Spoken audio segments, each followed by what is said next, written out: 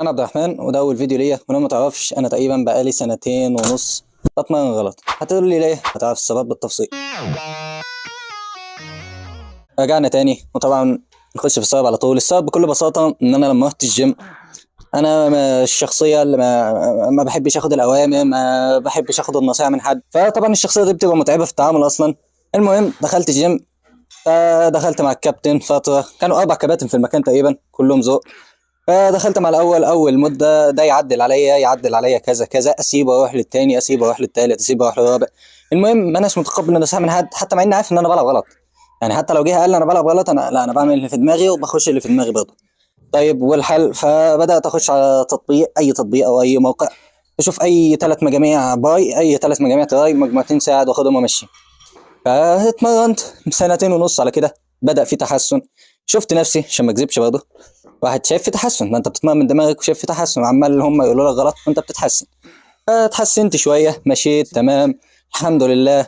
لحد ما جه اول ضرب على راسي في نص ثالثه ثانوي كده، ابلع اصابه في كتفك اليمين. حلو. تتوقع اتعلمت؟ لا برضو انا مش قابل النصيحه من حد، انا اكمل زي ما انا.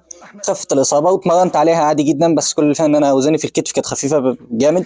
لحد ما عدت الاصابه والحمد لله عدت على خير، والواحد اتحسن وصحى راحت الاصابه الحمد لله. ده غير طبعا عدم الالتزام في التمرين، انت مفيش حد راقب عليك، انت تلعب باي مثلا، توصل عند ريست والساعد بس يلا بينا انا ماشي، وتنسى مجاميع في النص واداء غلط، فكل تلاقي كل حته في جسمك اتطورت عدا البنش. عندي بالذات مش فيه اي تطور.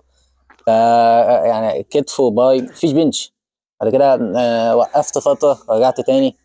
فلما رجعت تاني حصل عكس، الدراع وقع مني خالص، يعني لان انا كنت شايف ان هو كان حلو قبل كده، فقلت بس خلاص الدراع جامد بقى، بقيت العب اي حاجه في الدراع، ولدرجه ان ساعات كنت باكل تمرينة الدراع في الاسبوع اصلا ومركز على البنش جامد جامد جامد.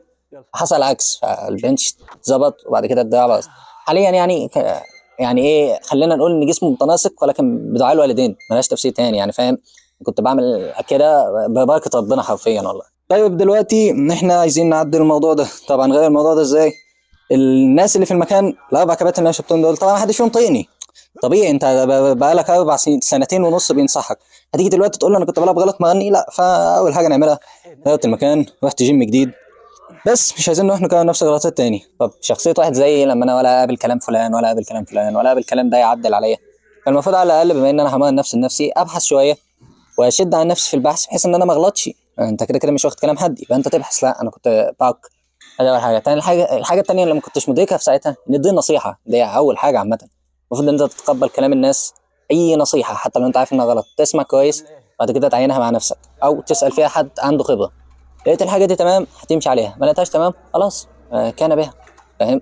طبعا بعد اول حاجه بتيجي بعد ادراك الخطا ان انت تبدا تعدله، بس انت لازم تعرف غلطك فين الاول، وبعد كده تبدا تعدل عليه. فهنبدا نظبط الكلام ده خطوه خطوه باذن الله، ونشارككم الحاجه ديت بحيث ان انتوا كلكم تستفيدوا. طبعا بالنسبه لاول حاجه، اول حاجه نعدل عليها خالص، واللي هي اهم حاجه في التمرين كله، التسخين. طبعا تسخينك نفسه كان غلط، وده كان سبب الاصابه. اصابه في الكتف، ما بتسخنش كويس، بتخش ادبش وزن على طول، هوب كتفك اليمين ودع.